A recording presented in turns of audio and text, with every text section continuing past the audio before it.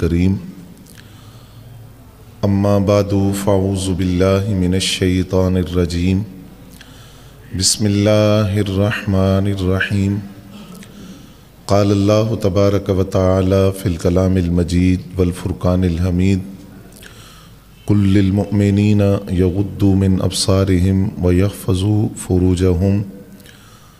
صدق اللہ مولانا العظیم وبلغنا رسولہ النبی الکریم ونحن علی ذالک لمن الشاہدین والشاکرین والحمد للہ رب العالمین الصلاۃ والسلام علیک یا رسول اللہ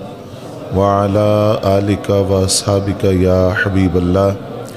الصلاۃ والسلام علیک یا رسول اللہ وعلی آلک واصحابک یا حبیب اللہ الصلاۃ والسلام علیک یا رسول اللہ وعلی آلک واصحابک یا حبیب اللہ۔ حمد و ثنا کے بعد انتہائی واجب الاحترام قابل صد احترام بزرگوں اور دوستوں، میری اور آپ کی خوش بختی کہ اس ماہانہ درس قرآن میں شرکت کی سعادت حاصل کر رہے ہیں، اور آج کا جو موضوع ہے وہ گزشتہ سے پیوستہ سورہ نور کی تفسیر کا تیسرا حصہ ہے، جس میں بڑی اہم باتیں، اور یہ حسن اتفاق ہے کہ آج جو دن گزرا 14 فروری، جسے اب پاکستان کے اندر بھی مغرب کی نقالی کرتے ہوئے ویلنٹائن ڈے کے نام سے منایا جاتا ہے، تو اس حوالے سے آج کا جو درس ہے اس میں جو آیات جن کی تفسیر بیان کی جائے گی، بڑا اہم پیغام ان آیات کے ذریعے شرم و حیا کے حوالے سے، نظر اور شرمگاہ کی حفاظت کے حوالے سے دیا گیا۔ میں نے آپ کے سامنے سورہ نور کی آیت نمبر 30 کا ایک حصہ پڑھنے کا شرف حاصل کیا، اور اس میں اللہ کریم نے بطور خاص مرد مومنوں کو مخاطب کیا۔ یہاں عورتوں کی بات نہیں ہے، اگلی آیت میں مومن عورتوں کی بات کی گئی۔ اللہ کریم نے ارشاد فرمایا کہ اے حبیب، آپ مومن مردوں سے کہیں کہ وہ اپنی نگاہوں کو نیچی رکھا کریں اور اپنی شرمگاہوں کی حفاظت کیا کریں۔ ذالک ازکی لہم، یہ ان کے لیے زیادہ پاکیزہ ہے۔ ان اللہ خبیر بما یصنعون، بے شک اللہ ان کے کاموں سے خبردار ہے، وہ جو کچھ کرتے ہیں اللہ جانتا ہے کہ وہ کیا کرتے ہیں۔ اس آیت کا جو بنیادی اور مرکزی موضوع ہے وہ نگاہ کی حفاظت کے حوالے سے ہے کہ انسان کو اپنی نظر کی، اپنی نگاہ کی حفاظت کرنی چاہیے، اور لفظ یہ ہے کہ اپنی نگاہوں کو نیچی رکھو۔ جب کوئی شخص اپنی نگاہوں کو نیچی رکھتا ہے تو وہ اپنی نگاہ کی اس طرح حفاظت کرتا ہے کہ کسی فضول چیز کی طرف اس کی نظر نہیں پڑتی، اور نہ کسی حرام چیز کی طرف اس کی نظر پڑتی ہے، کیونکہ نظر کا جو بہکنا ہے اس سے دل بہکتا ہے، اور دل کے بہکنے سے انسان بہک جاتا ہے۔ تو اس میں بنیادی موضوع جس آیت کے اندر جس چیز کو بنایا گیا وہ نظر کی حفاظت ہے۔ حضرت ابو سعید خدری رضی اللہ تعالیٰ عنہ آپ فرماتے ہیں کہ نبی علیہ السلام نے فرمایا کہ راستے میں بیٹھنے سے بچو، راستے میں نہ بیٹھو، راستے میں بیٹھنے سے بچو۔ تو عرض کیا کہ حضور ہم راستے میں بیٹھتے ہیں، باتیں کرتے ہیں، راستے میں بیٹھے بغیر ہمارا گزارا نہیں ہے۔ تو نبی رحمت صلی اللہ علیہ وسلم نے فرمایا اگر تم نے راستوں میں بیٹھنا ہے تو پھر راستے کا حق ادا کرو، اس راستے کا حق ادا کرو اگر راستے میں بیٹھنا ہے۔ عرض کیا حضور راستوں میں بیٹھنے کا کیا حق ہے؟ فرمایا کہ اپنی نظر کو نیچی رکھو، تکلیف دہ چیز کو دور کرو۔ راستے میں کوئی ایسی چیز نظر آتی ہے جو کسی کے لیے تکلیف کا باعث بن سکتی ہے، اس کو دور کرو۔ اگر تمہیں کوئی سلام کرتا ہے اس کے سلام کا جواب دو، اور پھر فرمایا کہ نیکی کی دعوت دو اور برائی سے منع کرو۔ اگر راستوں میں بیٹھنا ہے تو ان راستوں کا حق ادا کرو۔ ہمارے آج کے موضوع سے ریلیٹڈ چیز وہ ہے راستے کے اندر اپنی نگاہ کو نیچا رکھنا، نظر کی حفاظت کرنا،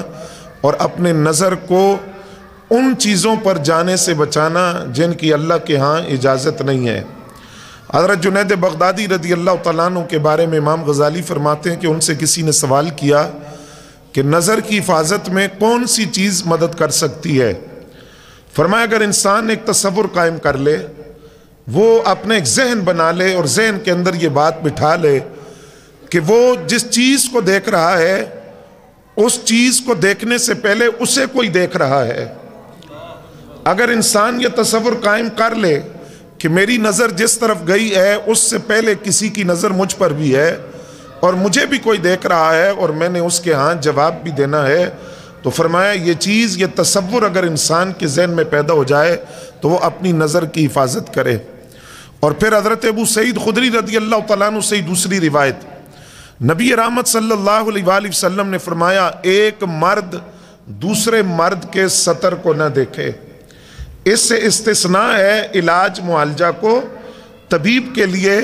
اس کی اجازت ہے، لیکن اس میں بھی حد الوسع کوشش کی جائے گی کہ اپنا سطر طبیب کے سامنے بھی ظاہر نہیں کیا جائے گا۔ تو فرمایا کہ ایک مرد دوسرے مرد کے سطر کو نہ دیکھے، اسی طرح ایک عورت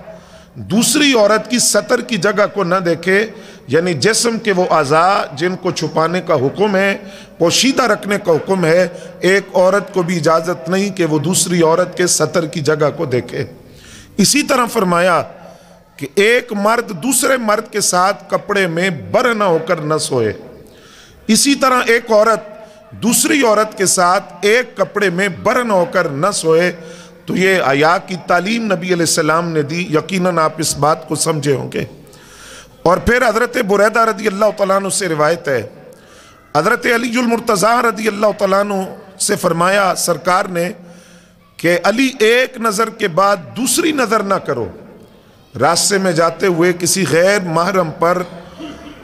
بغیر کسی ارادے کے غیر ارادی طور پر فرمایا اگر نظر پڑ جاتی ہے تو دوسری نظر اس پر نہیں پڑنی چاہیے۔ ایک نظر جو پڑ گئی اس کی معافی ہے، وہ غیر ارادی طور پر پڑ گئی، فرمایا دوسری نظر نہیں پڑنی چاہیے۔ یعنی اگر اچانک بلا قصد کسی عورت پر نظر پڑ جائے تو فرمایا اس نظر کو ہٹا لو، اب دوبارہ نظر نہ پڑے۔ پہلی نظر جائز ہے، دوسری نظر جائز نہیں ہے۔ پہلی نظر پر اللہ کریم سوال نہیں فرمائے گا، لیکن جو دوسری نظر ہے اس پر سوال ہوگا،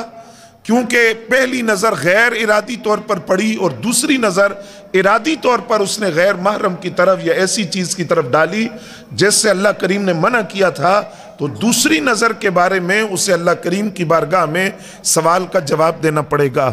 پھر حضرت ابو امامہ رضی اللہ تعالیٰ عنہ فرماتے ہیں نبی علیہ السلام نے فرمایا جو مسلمان کسی عورت کے حسن و جمال کو دیکھے اور اس کی اچانک نظر پڑ گئی، پہلی نظر پڑی بغیر ارادے کے پڑی کسی عورت کے حسن و جمال پر، پھر فوراً اس نے اپنی آنکھ کو جھکا لیا، اپنی نظر کی حفاظت کرتے ہوئے، اپنی آنکھ کی حفاظت کرتے ہوئے اس نے فوراً اپنی آنکھ کو جھکا لیا، تو نبی رحمت صلی اللہ علیہ وسلم فرماتے ہیں اللہ نظر کی حفاظت کی وجہ سے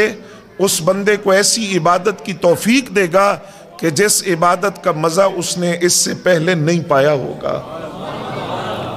اپنی نظر کی حفاظت کی وجہ سے، نگاہ کی حفاظت کی وجہ سے، اس لیے فرمایا کہ انسان اپنی نظر کو نیچا رکھے۔ اب یہ جو تعلق ہے نظر کا، یہ حیا اور شرم کے ساتھ ہے۔ توجہ ہے حضرات آپ کی؟ شرم اور حیا کے ساتھ ہے نظر کا معاملہ۔ اور حیا کی تعریف جو فقہاء نے کی کہ حیا کس کو کہتے ہیں، تو فرمایا حیا سے مراد انسان کی ذات میں پائی جانے والی وہ صفت ہے کہ جب انسان کسی قبیح کام کی طرف اور ناپسندیدہ کام کی طرف اور کسی برے کام کی طرف بڑھے تو وہ صرف جو انسان کے وجود کے اندر گھٹن پیدا کرے، تغیر پیدا کرے اور اسے احساس دلائے کہ یہ کام ٹھیک نہیں ہے، اس کا کرنا نہ کرنا بات کا مسئلہ، اس کے وجود کے اندر تغیر پیدا کرے اور اسے اس بات کا احساس دلائے کہ یہ کام ٹھیک نہیں ہے، یہ جو صفت ہے جو انسان کے اندر گھٹن پیدا کرتی ہے اور انسان کے اندر تغیر پیدا کرتی ہے، اور وہ صرف جو انسان کو ابھارتی ہے کہ تم یہ کام نہ کرو، برا کام ہے، کبھی کام ہے، اس صفت کو حیا کہا جاتا ہے۔ نبی علیہ السلام نے فرمایا کہ تمام انبیاء اور رسول میں 4 چیزیں مشترک تھی۔ ایک تو سارے نبی مسواک کو پسند کرتے تھے، تمام انبیاء نے نکاح کیا۔ تیسرا فرمایا تمام انبیاء کرام خوشبو کو پسند کرتے تھے، اور چوتھا فرمایا تمام انبیاء نے شرم اور حیا کو پسند کیا، اور تمام انبیاء اللہ کریم کے انبیاء و رسل تمام انبیاء با حیا تھے، حیا والے تھے۔ اللہ کریم نے چاروں صفتیں ہر نبی اور ہر رسول کے اندر رکھی کہ ہر نبی حیا والا اور شرم والا تھا، اور فرمایا کہ ان نبیوں سے اس امت تک جو کلام پہنچا وہ کلام، اس کلام میں یہ بات بھی ہے کہ اذا لم تستحی فاصنع ما شئت، کہ جب تیرے اندر سے حیا رخصت ہو جائے تو تو جو چاہے کر۔ اگر تیری ذات میں حیا کی صفت باقی نہ رہے تو پھر تو جو چاہے کر، کیونکہ حیا انسان کو اچھے اور برے کی تمیز سکھاتی ہے، بدی اور بھلائی کا فرق بتاتی ہے، خیر اور شر کی تمیز کرتی ہے، اس صفت کو حیا کہا جاتا ہے۔ ہمارے ہاں عموماً حیا کا معنی یہ ہے کہ کسی کے سامنے لباس نہیں اتارنا، کسی کے سامنے برہنہ نہیں ہونا، لیکن حیا کا معنی بہت وسیع ہے، اور اسی حیا کے اندر یہ تصور بھی ہے کہ جس طرح انسان دوسرے انسان سے حیا کرتا ہے، اسی طرح انسان اپنے رب سے بھی حیا کرے۔ نبی علیہ السلام نے فرمایا حیا کے مختلف درجات ہیں، اور حیا کا سب سے بلند درجہ یہ ہے کہ انسان اپنے رب سے حیا کرے۔ صحابہ کرام نے نبی علیہ السلام سے سوال کیا کہ حضور ہم اپنے رب سے حیا کرتے ہیں؟ آپ نے فرمایا اس طرح حیا نہیں، اس طرح حیا کرو جس طرح حیا کرنے کا حق ہے، اس طرح اپنے رب سے حیا کرو جس طرح حق ہے حیا کرنے کا۔ توجہ ہے آپ کی؟ جس طرح حیا کرنے کا حق ہے۔ عرض کیا حضور وہ کیا ہے؟ فرمایا اللہ تعالیٰ سے حیا کے 3 تقاضے ہیں۔ پہلا تقاضا تم اپنے دماغ کی حفاظت کرو۔ یا رسول اللہ صلی اللہ علیہ وسلم کس چیز سے؟ فرمایا فاسد خیالات سے، برے خیالات سے، برے افکار سے، برے نظریات سے، بری سوچ سے اپنے دماغ کی حفاظت کرو۔ اپنے دماغ کے اندر کوئی ایسی سوچ نہ آنے دو جو اللہ اور اس کے رسول کی ناراضگی کا سبب بنے۔ تو فرمایا اللہ سے حیا کا پہلا تقاضا یہ ہے، اور اللہ سے حیا کا دوسرا تقاضا فرمایا اپنے پیٹ اور پیٹ کے اندر جو کچھ ہے اس کی حفاظت کرو، کہ تم اپنے پیٹ میں جو کچھ ڈال رہے ہو کیا وہ جائز ذرائع سے آیا ہے، حلال ذرائع سے آیا ہے، حرام تو نہیں ہے، ناجائز تو نہیں ہے۔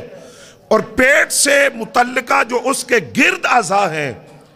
ان کی حفاظت کرو، یہ پیٹ کی حفاظت کا تقاضا ہے۔ اور اللہ سے حیا کا دوسرا تقاضا یہ ہے کہ انسان اپنے بطن اور اپنے پیٹ کی حفاظت کرے کہ وہ اپنے پیٹ میں کیا چیز داخل کر رہا ہے۔ تیسرا فرمایا اللہ سے حیا کا تقاضا یہ ہے کہ ما بعد الموت، موت کے بعد تمہارے ساتھ کیا ہوگا، موت کے بعد کس طرح سوال و جواب کا سلسلہ ہوگا، موت کے بعد برزخی زندگی کا آغاز کیسے ہوگا، اور موت کے بعد قبر میں تمہارے ساتھ کیا ہوگا، ان ساری باتوں کو سوچنا یہ اللہ سے حیا کا تقاضا ہے۔ اور فرمایا جو اللہ سے حیا کرتا ہے اپنی موت کو یاد کرتا ہے تو وہ دنیاوی لذتوں کو بھول جاتا ہے، اس کی ساری توجہ پھر کس کی طرف ہوتی ہے؟ وہ اللہ سے حیا کرتے ہوئے اپنی آخرت کی فکر کرتا ہے۔ توجہ حضرات آپ کی؟ آج میں اور آپ ہمیں فکر آخرت کی کس قدر ضرورت ہے، میں اس کو ایک لمحے کے لیے ایک سائٹ پر رکھ کر اس طرف آپ کی توجہ دلانا چاہتا ہوں۔ وہ صحابہ کرام، وہ نفوس قدسیہ جو محمدی یونیورسٹی کے تربیت یافتہ ہیں، براہ راست جن کی تربیت نبی علیہ السلام نے فرمائی، بتائیے کہ ان کے زہد و تقوی، ان کی شرم، ان کی حیا، ان کی خشیت الہی، ان کے خوف خداوندی میں بھلا کوئی کمی ہو سکتی ہے؟ اور ان میں ایک ایک صحابی کو کئی مرتبہ سرکار نے جنت کی بشارت دی، اور کئی صحابہ کے لیے حضور نے فرمایا اگر کسی نے جنتی دیکھنا ہو تو فلاں صحابی کو دیکھے، فلاں کو دیکھے، فلاں کو دیکھے۔ تو بات اگر تاجدار صداقت حضرت سیدنا صدیق اکبر رضی اللہ تعالیٰ عنہ، جن کو اتنی مرتبہ سرکار نے جنتی قرار دیا جس کا شمار نہیں ہے، لیکن آپ اس بات پر توجہ کریں حضرت صدیق اکبر اکثر یہ جملہ بولتے تھے، کاش ابو بکر کو اس کی ماں نے جنا ہی نہ ہوتا، سوالوں کے جواب نہ دینے پڑتے، آخرت کے اندر کوئی شرمساری کا مسئلہ نہ ہوتا، اپنے اعمال کا حساب نہ دینا پڑتا، اور فرمایا حضرت ابو بکر صدیق رضی اللہ تعالیٰ عنہ ایک مرتبہ ایک باغ میں داخل ہوئے اور چڑیا کو چہچہاتے ہوئے دیکھا، تو اس چڑیا سے مخاطب ہو کر فرمایا تو کتنی خوش نصیب ہے، تو صبح گھونسلے سے اڑتی ہے، دانا چگتی ہے، واپس جا کر گھونسلے میں بیٹھ جاتی ہے، کاش میں بھی چڑیا ہوتا، ایک پرندہ ہوتا، اور میں صبح اپنے گھونسلے سے اڑتا اور گھونسلے سے اڑ کر دانا چگتا، مجھے اللہ کی بارگاہ میں کوئی حساب نہ دینا ہوتا، یا کاش میں پیدا ہی نہ کیا جاتا کہ میں نے آخرت کے اندر اپنے اعمال کا حساب بھی دینا ہے۔ اور حضرت فاروق اعظم رضی اللہ تعالیٰ عنہ کے بارے میں ان کے صاحبزادے حضرت عبداللہ ابن عمر رضی اللہ تعالیٰ عنہ فرماتے ہیں کہ میں جماعت کے اندر آخری صف میں کھڑا ہوتا تھا، آخری صف کے اندر، اور میرے ابا جی نماز پڑھاتے ہوئے جب قرآن کی قرات کرتے، تلاوت کرتے، جنت یا جہنم کا ذکر آتا تو اس طرح روتے کہ ہچکی بن جاتی، اور آخری صف کے اندر جو صحابہ کھڑے تھے وہ حضرت سیدنا فاروق اعظم کی اس رونے کی آواز کو سنتے تھے۔ اور یہ جو 22 لاکھ مربع میل کا حکمران تھا، یہ کبھی مٹی کا ڈھیلا زمین سے اٹھا کر تو اس مٹی کے ڈھیلے سے کہتے کاش میں بھی مٹی کا ڈھیلا ہوتا، کاش میں بھی مٹی کے ساتھ مٹی ہو جاتا، اور مجھے اللہ کے حضور اپنے اعمال کا حساب نہ دینا پڑتا، سوالوں کے جواب نہ دینے پڑتے۔ اور حضرت عثمان غنی رضی اللہ تعالیٰ عنہ جب قبرستان جاتے ہیں تو زار و کتار روتے ہیں، سوال کسی نے کیا، آپ جنت اور جہنم